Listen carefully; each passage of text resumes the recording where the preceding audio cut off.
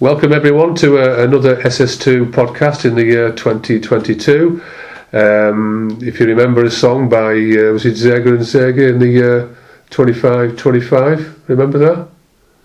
No, I don't. Yeah, no, so you would if you think about it. I think probably. I remember a different song in the 80s. Well, it was produced way back, and 2025 was like, whoa, way ahead. And now we're only 3 years off it. Yeah, we're only 3 years off it. So Happy New Year, everyone, anyway. I hope you've had a good one. We're still in lockdown of sorts, aren't we? Yeah, restrictions. And today we're going to be looking at Nigel's last milestone to do with his finances, which he's doing extremely well in. And that is actually out there because you posted that one, didn't you, Trey? Yeah. So things are still pretty much the same for Nigel in relation to the lockdown environment, and we're going to try and get across to you how Nigel's dealing with that on this podcast. We're all dealing with it in our own ways. A lot of mixed messages, a lot of misinformation. People are not wearing masks, people aren't doing the protocol, people are doing the protocol, people are wearing masks. Boris Johnson's come around talking about Peppa Pig. You've got Sajid Javid, the alien, who's constantly saying, well, yes, the Prime Minister, whilst he's licking his ass, basically.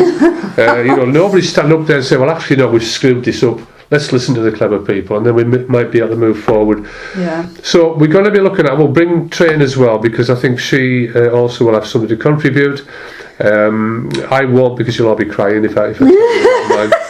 And we're going to begin with, we touched on it earlier about how the dynamics have changed of Nigel's everyday life, living independently with the lockdown. Nigel, how are you coping with another lockdown? Tell your listeners a little bit about how you're dealing with this. What things are you doing that you would normally do, like catching buses and things like that? How's it changed for you? Because we're in it again now, aren't we? You almost thought you got out of it, and then we're back in it again. Right, just sticking to a routine of what you have to do, like put your mask on, put hand wash on your hands, and do the necessary and keep your distance and stuff, and just do that routine. So you've got that locked in, and I know that because I've seen you actually doing it. But moving around is different now. It is. It's changed. Now there'll be people out there now who are probably unable to go to places they want to go to. You can't travel as much as you used to do before, and then suddenly this lockdown situation comes into place again, and you can't go and see your girlfriend. So tell us how that's affected you, Nigel. It has affected me, yeah. I'm like disappointed I can't go and see her, but I don't know if I just possibly can't do anything about it, or I can't. There's no point protesting, and I can't go and see her, and that's it. Yeah, just on the subject of protesting, can we bring a law in where we actually inject these idiots, these anti-vaxxers? There's a lady I'm using that term probably out of context. She actually picked up some vials of vaccine for people in that tent somewhere down south, I think it was, smiling. They're all there with the placards, and these people were volunteers. They're giving the time up to help people, and she put them in a big plastic box that was actually in the tent, took them to a wheelie bin and tipped them in, and turned the camera and smiled. Why would you do that? Because she's a complete and utter idiot. So let's bring a law in that where these people are incarcerated for being total idiots. Yeah. What message does that send out when people are catching this virus quite quickly and they're going to hospital? People have lost people have died, and she's there smiling on camera. Yeah. But that for me is a heinous crime. She's an idiot. I mean, I think most of these people wake up in the morning, what can we protest about today? Them idiots that glued themselves to the motorways and things. I'd have run them over. Yeah. Complete. I mean, why would you stick the side of your face on the pavement? I don't know. You know, I mean, I don't like the faces. yeah, but I mean, I'm not, you know, I mean, I'm not against people protesting, because there are times, like say with the miners and things like that, where there's real need to do something. But you know, I mean, come on, people are, you know, getting the injection because that's what they've chosen to do. It's clearly working. Yeah. For some, there's some that won't take it. But how is that going to, you know, who would that benefit? All those vaccines that she ruined, because they can't use them now because they're spoiled. What's in that bin? I mean, I know they're in packets and things, but they're not allowed to use them anymore. No. So that's a chunk of people there. She's stopped getting the vaccine. You know, I mean, I've heard nothing about it since, but I hope they do it for it, because it's just ridiculous. Yeah, and really angry as well and aggressive. But if they don't want to take the vaccine, that's up to them. That's their personal choice, but they shouldn't have to go to anybody else about it. Well, this person will remain nameless, but they'll know they are. Recently, a communication where this person was kicking off because they had to have a vaccine, they were an anti-vaxxer, they work in care, right? And they were going to lose the job, so they had to have the injection. And then they were banging on about the rights being taken away, all the rest of it.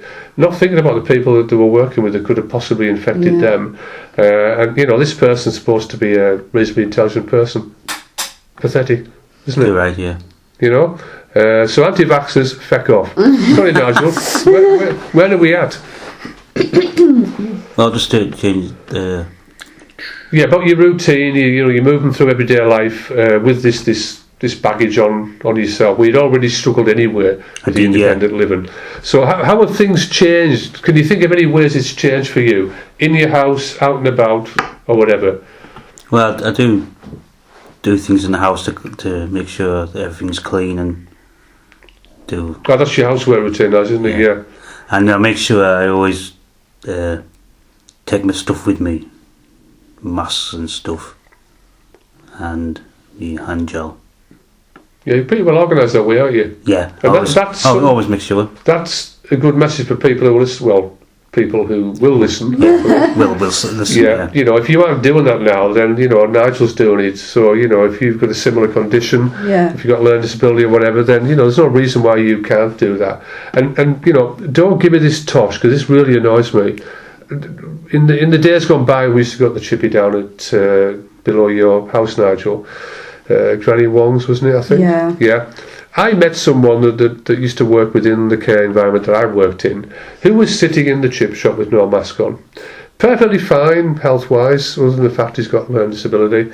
And everybody else is in the chip shop with a mask on. When I pulled him for not wearing a mask, and I told the chip shop chap as well, what's his name, I forgot now, Mr. Wong. Remember, two Wongs don't make a way. No, you're right. He said to me, "Oh, I've got a hidden disability." And someone went, "Sorry, I don't buy that. You could put a mask on now, couldn't you? Because you could potentially infect somebody in this chip shop." "Oh, but I've been told because I've got learning disability, I don't have to wear one." I don't understand that. I mean, surely they should help people and support people to wear them because they are vulnerable. So surely they should be protecting them more. They've got learning disability training. It's no, wait a minute. Your rights, your choice. All right, Nigel? Yeah. What are your thoughts on that, Nigel? If you meet someone, I mean, Gary was abiding by the protocol, and clearly that's been done well for him. And you know, Gary is pretty spot on with stuff like that, with his health and that. You know, Gary does it, you do it. What about other people who you encounter who have this alleged hidden disability? I mean, I've got asthma, and you remember both of you when my asthma's been bad. Even alighting those 3 flights of stairs to your flat, Nigel, you must have noticed sometimes I've been slightly out of breath off, I've been doing my video stuff or whatever. I could get away with not wearing a mask because I've got a hidden disability, but I don't. I choose not to, because actually if I get infected, I'm actually going to be worse, aren't I? Yeah. So I don't buy that argument at all. I mean, I told you about that lady in Morrison's who told me she had asthma when she wasn't wearing a mask. I said, well, I've got asthma, but what if you catch it? Couldn't give me a reply. Yeah, not think about it that way. Now, I would say that is selfish.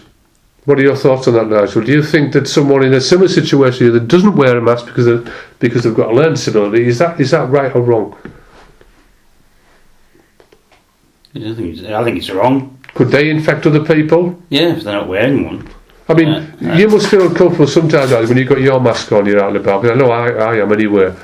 You could take it off and actually play the game by saying, oh, well, actually, I've got learning disabilities, so I don't need to wear one. I don't want to play the game now. And why do you think that is, though? Because I don't want to get infected. But you don't think of other people as well, though? Because you don't want to be infecting other people either. No, I don't. I don't want to infect anybody. That's the biggie, that, isn't it? Yeah. Yeah. Sorry, go on, Trey, you're going to say something. No, I'm going to say that also people with learning disabilities don't always understand about personal space, so they won't keep the distance either. So they don't keep the distance, they should, and they don't wear a mask, so actually they're a danger to other people and a danger to themselves. So what would you say to the conspiracy theorists then that believe that the government and everybody else are basically taking people's rights away?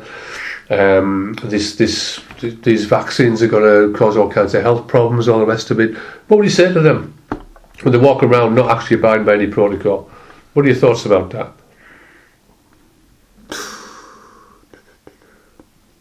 Why are they doing that? Maybe because I don't want to. Yeah? What else? Yeah. Well, I'm not really sure. Maybe they aren't really educated in how things work, like vaccines and viruses. So because they haven't educated themselves about it, they're making the wrong choices.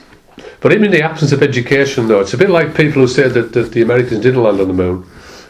So it was all manufactured. Yeah. You know? I know people still, and we work with one, who still believe that men live in the moon. Yeah. Now, if those people, and I said this to someone that was an anti-vaxxer, were taken to the critical ward where the people are working, trying to save people's lives, people on the front can't breathe, and then take them down to the mortuary, let them see the people have actually died from COVID, you know, and then say, right, okay, where's the conspiracy now? Yeah. Because for me, they're just fucking idiots.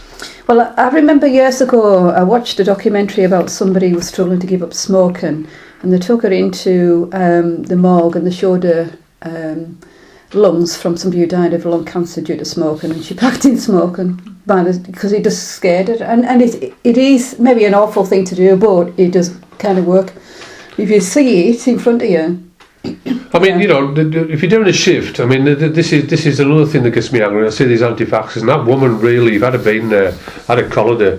And the police really need to start getting a bit more strict. It's just ridiculous now. People, you know, I mean, they were throwing police, the cones, you know, the traffic cones, at the tent where the volunteers were working. That's criminal damage to me. It's antisocial behaviour. Yeah. You know, but nothing's actually being done. No. Sorry. Anyway, where was we at there? I diversified started, didn't I? What subject were we on? About how life has changed and how we feel about other people not following the same, you know, protocols to keep you safe and everybody else safe. I know I feel uncomfortable if I'm out and about, because I always wear a mask and I try and keep a distance, especially if I'm in shops, which I rarely go into now. And it's not comfortable. So if you tell these people, and this is what I was going to mention before there, but I diversified again. If you say to these people, and quite often people have got these theories in their head, they rarely ever can, you know, change their mind. Say they're right, okay, we've got people who work in the NHS. NHS became something other than the NHS with the Tories, because it was all about clapping for them and how wonderful they are. And then when they come to a wage rise, we'll give you 1%, but we'll actually take 50%. And we'll give the House of Lords another 50% as well. Yeah. And a few more MBEs coming out as well. But the NHS is wonderful. So it's struggling.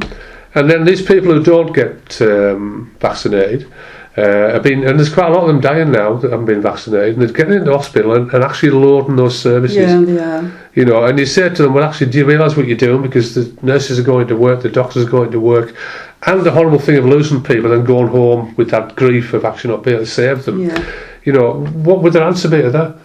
I think as well, they're not taking into account that if they're in hospital, taking up the services, trying to save their life, there's other people dying of cancer. Oh yeah, because or heart attacks. Yeah, but the NHS doesn't just deal with COVID, it's got other things to deal with as well, you know, life-threatening. There's other people that have been dying because they can't get in and they're waiting for ambulances and stuff, but they're dealing with the COVID situation.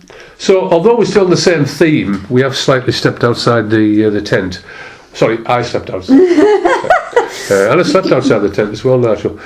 So coming back to coping mechanisms through this lockdown. It's not a full lockdown like it was before, but it's still got the same theme there. Still got the same, worries and just be careful when you're out and about, and no real strong message is there at all. No. You will do that because people are dying. This is what you're going to do. If you don't, police force, your job. But then the police force, they're letting Prince Andrew do what he wants. So I thought that might come in. And Boris did his own inquiry, and the police. So it's okay. There's nothing to investigate. To look at, it's fine. Rubbish. Right. He's rubbish. Sorry, Nigel. He's rubbish. Soapbox again. I hope today, though, that he gets nailed. I hope that judge is clever enough and astute enough to say, okay. The big nails. Sorry, I even watched your interview, and you were lying through your ass. Yeah. So I'm sorry. We're going to have to go to court. Not the big nails. Well, if they don't, that just pretty much sums up, our elite society. So, back again, Nigel. Yeah, back in the room. So, coping mechanisms. What things are you doing to cope with these lockdowns or this lockdown? How are you coping with it? Well, maybe. Some days I'm okay, and some days I'm really frustrated when I can't. Not can't, but I would like to do a couple of things, like go somewhere, but with the restrictions, I can't. Yeah, it's a little bit like I said earlier about claustrophobic. You're kind of stuck in this situation, and you're wanting to fly free and you can't. I mean, every time I go to a shop now, it's like with you, Nigel, it's right, okay, where's the mask? I've got the thing there, and I don't know what you do, but I always struggle when I've got to use because we carry a tube of stuff. Yeah, I do. Because it's a bit risky when everybody's pressing the same thing or picking the same vessel up or whatever. Yeah. Is when I do that. Right, and then by the time I've tried to deal with that, it's run off me hand. So how do you deal with that? I don't use it because I don't. No. Anti-vaxxer tray. Anti-hand gel. Yeah, I don't see the point because with the hand gel there's no point. Everything you touched on the anti-hand gel. In the shops, everything you touch, you're reinfecting yourself. So for me, I just get in, get what I want as soon as I can, get back and wash my hands. What me and Nigel do, we once we've been in the shop, we've already put a coating of stuff on. We then do it again when we come out. Don't we, Nigel? Yes, I always make sure. So these anti-hand gel people, Nigel, I just don't see the point. You really don't see the point. You don't touch your face, you come in, you wash your hands right away, clean through, and that's it. So let's look at the emotional aspects of lockdowns. There's been a lot of increase in mental health issues, a lot of increase in depression, a lot of increase in domestic abuse. That's something that's kind of close to my heart, which I don't like. It's normally born from people's anger, frustration, lack of control. There's all kinds of reasons. There's basically assholes who knock people about, and it's increased massively. And the sad thing is, the services that would normally deal with that have been stripped to the bone. They have, yeah. So we've got all these kids who are getting battered, or they're seeing their mum getting battered or whatever. There's nowhere to go really. You've seen recently the child services. Those children's deaths, things like that. Pretty much highlighted our social care system is pretty much fucked, to put it bluntly. And needs to be heavily resourced and get rid of some of the idiots that are actually in there that are just, basically making the numbers up. They aren't doing the job properly. So that's increased as well. So emotionally, people are struggling. Yeah, they are. Yeah. You could say that not being able to go on holiday, can't get out of Ibiza for a couple of weeks, It's really affected me, I'm really, really down about it. I don't buy that, because there's a lot of people way back in my grandparents' time that couldn't go anywhere. Unless it was in England, maybe just down to, I don't know, Bognor Regis, name some places, Scarborough, something like that. They couldn't Blackpool. Blackpool. They couldn't afford stuff like that, but they got on with life. Yeah. You know, so don't give me that rubbish. Well, we can't get on all this year. I was going to go to Mexico as well. No, we can't go. I'm really depressed. I'm not talking about that kind of depression. No. I'm talking about real struggling with anxiety and depression, about not being able to just live your life. Yeah? Yeah. So I'll ask you both, how's it affected you emotionally? You mentioned earlier, Nigel, about some days you feel okay and some days you don't. Yeah, it does. So on the days when you don't feel so well, what are your feelings on those days? Well, just, is this it? Yeah. Yes, it is my life. But that's quite, I mean, that's a good one, because that's pretty much what I would say a lot of people are struggling with. Yeah. Do we really have to keep putting up with this? I've had enough now. I just want to get back to normal. Yeah. Whatever normal is, I don't know. What about yourself, Trey? How's it affected you emotionally? Well, I actually find it harder to go out now, and because I get anxious, because more people around me it makes it worse for me because of this situation. Because I've become mostly isolated, I find I can't cope with a lot of people. It's made that situation really bad. That's a crucial one, that, because it's one that's close to my heart, because I've always liked isolation anyway. But when you're away from people for a long time, in the normal way that you would, where you mix with people, and then suddenly you plunge back into, and I found this with the previous lockdown, when suddenly all the cars started appearing and everybody started, moving about and all the rest of it, I actually started feeling anxious. And that's quite a normal reaction to something like that. But it becomes more acute when you're locked away for a while. A lot of people get out of prison who've been incarcerated for quite a number of years. They also struggle with that, because they've got to kind of ease them in, or they used to anyway, back into society, because they've forgotten what it was like. Yeah. So that's quite a good point. A lot of people will be struggling with that. So how do you cope with it? Well, it's the overstimulation I find. I find that I actually avoid people and crowds of people. If I have to go into town, I try and go in earlier when it's quieter. I only go if I have to. And if I go and it's crowded, I'll actually walk away and think, I'll put it off to another time, because I don't like it. I don't want to walk through all those people. I don't want the oversensory. I don't want to deal with all the noise. And I don't want people too close to me. So in some ways I'm not coping with it, but I do what I feels most comfortable for me. How does that sound to you, Nigel? How are you similar, or yeah, I'm similar, how do you deal with it when you're going out and about? Well, I make sure I keep my distance and stuff, and make sure if a place gets if it's quiet. Excuse me. And then a place starts getting busy. Yeah. I just say, look, finish your drink and get out of here. Have you noticed, Nigel? Because I tend to be a watcher anyway. Have you noticed how? I go in, get what I want, and come out. Yeah. I will not stay in there, because I'm put myself more at risk. And other people as well.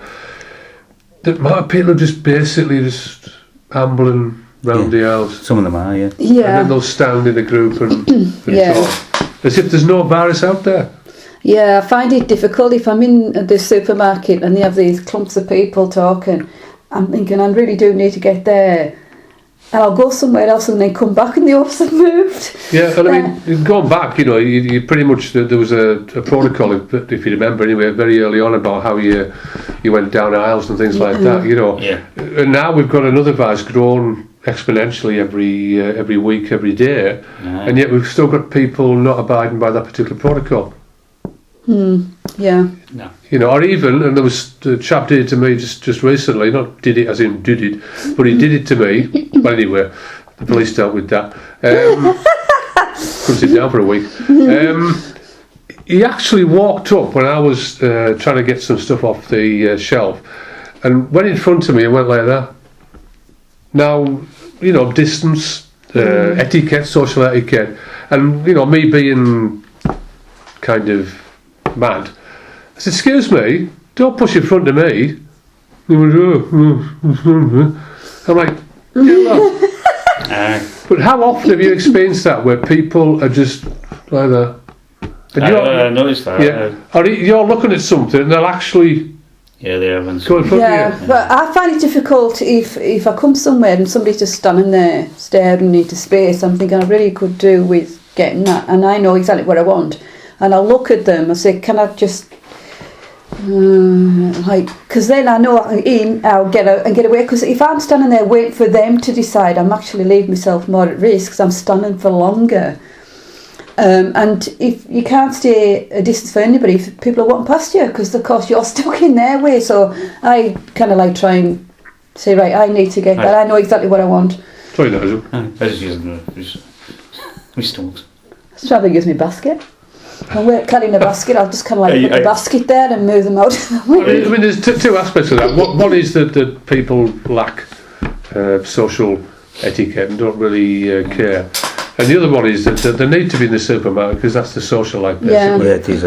Might meet Jim, he'll be in later on. All right, Fred, are you? And the staff do it as well. Yeah. Now, there was an issue going back 2 lockdowns ago where they were talking about who should enforce the protocol. And I think that the supermarkets should be responsible and accountable and keep people moving.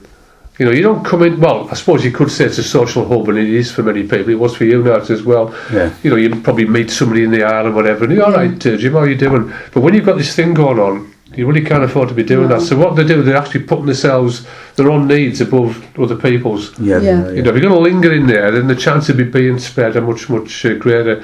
So the supermarkets really should be saying to people, right, no, sorry, you need to be keeping moving, get your items or whatever.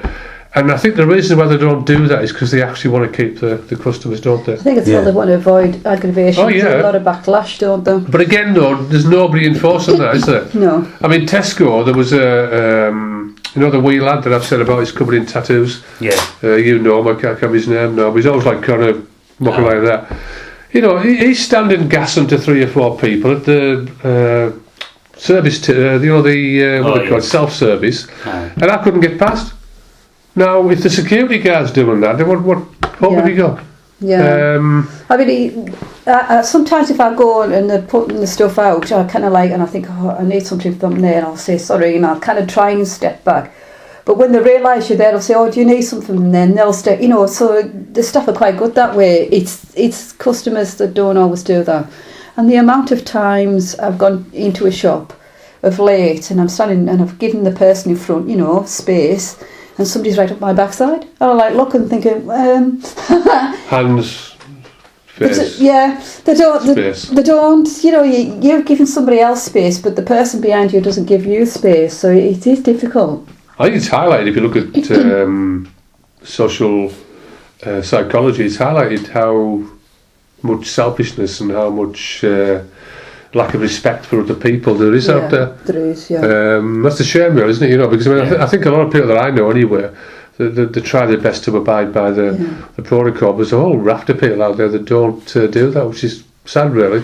But we've covered quite a bit there. We've come out the tent a few times. I think we're back in again for the vaccine. We've had somebody run out with a box of vaccines as well and put them into a wheelie bin. We've touched on that one, haven't we? Yeah. I think we're all in this weird situation, and it's a time in my life I've never known. The only time I can probably liken it to, and it wasn't actually quite this bad, was the foot and mouth. Yeah. When I couldn't get on the fells to do my fell running because I was still racing then. 2000, wasn't it? Yeah, I remember that. There was parts you couldn't walk around, did you? Yeah, and I couldn't get out to do me fell training. I always did through the winter and things and summer, and that was kind of weird. That, but this has beat it big time, hasn't it? Yeah. And I think really, I feel that we will be dealing with this forever. And they need to find a way so we can deal with it. But we'll always have to have some kind of, protocols to go by, and that's fine. Other countries do it, why can't we? Do you think it's highlighted as well about health? Because if you're getting so many viruses that are occurring, then there's clearly a problem somewhere, isn't there? Yeah. I think it's overpopulation, and we're getting too close to wildlife that we wouldn't normally get close to, and then it's crossing over. There's too many people. So Trey's take on that is put a few people down and yeah. reduce the population. Yeah, put them all down. But Yeah. that's the way it is, isn't it? I mean, Yeah, we'll bring back eugenics. When you get to 80, we're going to put you down because we really can't cope. but this has been happening for a while, hasn't it? They said it would happen more as we encroach into areas we'd never were in before. No. And it's right, that's what's happened. We've encroached into areas where we've been exposed to viruses that animals carry, and it's crossing over. And we just don't know, we've got nothing to combat it. So it's almost biblical, isn't it, really? Yeah. We've got plague, pestilence, floods. This is pretty much Armageddon, really, isn't it? Morris. Yeah. With Noah's Ark next. Morris. I mean, this happened, didn't it, in the 1918 when they had that super flu that would run around. That was from birds, and that wiped out millions. Then it's continued throughout. It's just a bad one. But I mean, we've always had flu. We've always had the viruses, the cold virus. Yeah. So what's changed? Why suddenly? You can't just say that one area is the reason why things have occurred, because there must be many other reasons why we've now suddenly got a situation where we're having to do this in lockdowns. Yeah. Because Spanish flu during the First World War was a kind of come out of the woodwork, but time moved on and we kind of, but flu always stayed there. You didn't get rid of the flu at that time. Yeah, but they brought in vaccines, didn't they? But what I'm saying is, though, we've always had vaccines for things. We've had antibiotics as well. But even on the antibiotic side, right, these bugs, bacteria are actually getting more astute. And is that the same with the viruses? Are they saying, okay, well, not actually the viruses talking, because that would be pretty kind of weird, wouldn't it? Let's change the way we do things, lads and lassies. Although it's not just lads and lassies now, is it? It's trans, them and they and whatever else. Anyway, so I think that this highlights how the world lives. Yeah. And how it doesn't take care of fundamentals and the things it should do, like health and hygiene. I think one thing that came out of this lockdown for me is how much it's important to do the basic things that people used to do going back years ago, post kind of bad hygiene days where there was sewers in the streets, stuff like that. Where you washed your hands, you kept yourself clean, you kept food right and things. And it's kind of highlighted a little bit about what's gone wrong there somewhere. I think also as well, like this COVID is mutating, viruses mutate. The more antibiotics and vaccines, viruses mutate to get around it. That's the way it works. So that'll be another factor in it as well. The more we fight against things, the more it mutates. I think we need to round these. We get the SES involved, or the SVS, Special Virus Services. And we'll round them all up, and we'll put them in what do they call it? Montegro, no, that was a song, wasn't it? Montana. What do they call that camp where they kept people and put them in orange suits? I don't know. Where they lock people up and anyway. Maybe I dreamt that. I can't remember now. But yeah, it is. I mean, I've never known anything like this, as I said earlier there, and so for me, it's pretty much of an anomaly. I've never dealt with this stuff before. I mean, with the foot and mouth, you knew, you couldn't. You had to go through sheep dips and things like that. Yeah. I still smell it now. Remember that noise of the sheep dips and things? Yeah, I remember the sheep dips. You had to walk through this little, it was good. You had to drive. That's right, I remember doing that as well. Drive your car through the... the disinfectant. Yeah. But anyway, we've gone into the land of virology now, aren't we? We are. But it's still relevant, isn't it? Yeah. But I've never known a time like this in my life. It's affected me as well. And I'm kind of coping with it in some ways, but it's highlighted a lot of stuff that I'd kind of just not thought about. Because you do have more time to think as well, don't you, when you're on your own more? You do, and if you're not socialising as much, although I wasn't really a big socialiser, you tend to only have yourself for that company, and it's when them thoughts start to come to the fore.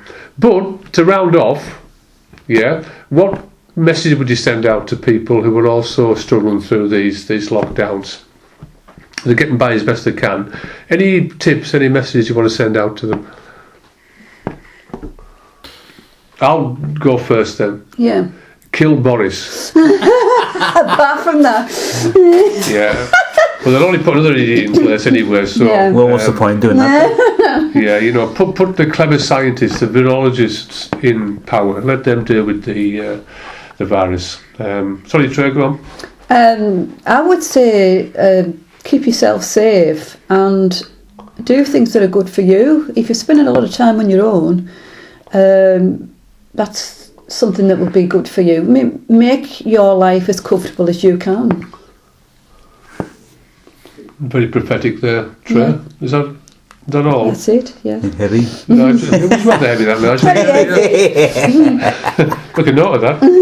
Trey said something profound. So, any message you would send to you know, your people that you know that might also be struggling with these lockdowns, Nigel? Anything to add to what Trey said?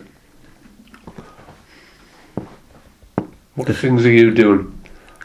Well, just carry on with your routine of putting your hand wash on and using your mask and in shops where you need to, and just keep your distance and stuff, and just follow the protocols and that. And what about in between that, though? You know, what do you think people should be doing to get by? I don't know, really. What things are you doing to get by in your own private space with your own time, apart from dancing to Carly in the living room?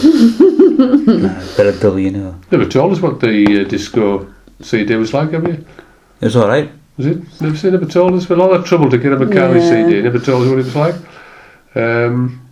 Just do things that I like in my flat, watching DVDs or jigsaws and stuff, and talking on the phone to Jacqueline.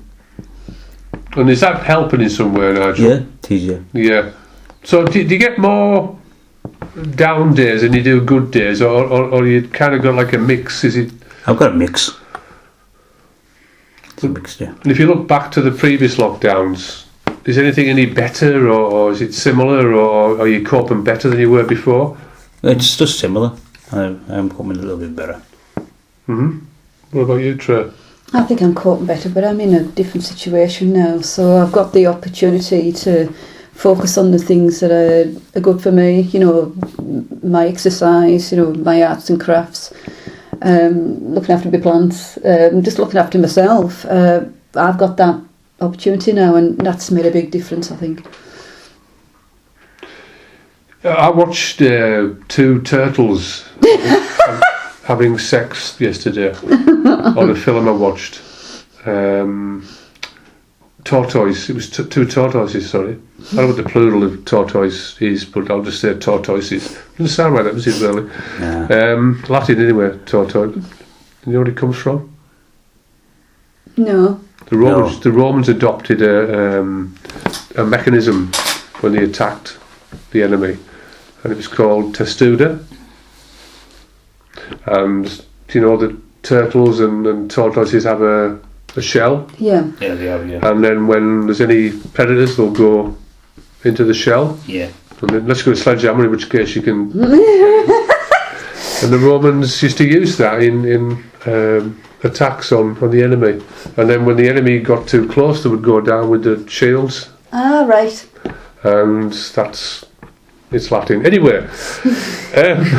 So yeah, watch these two tortoises having, that.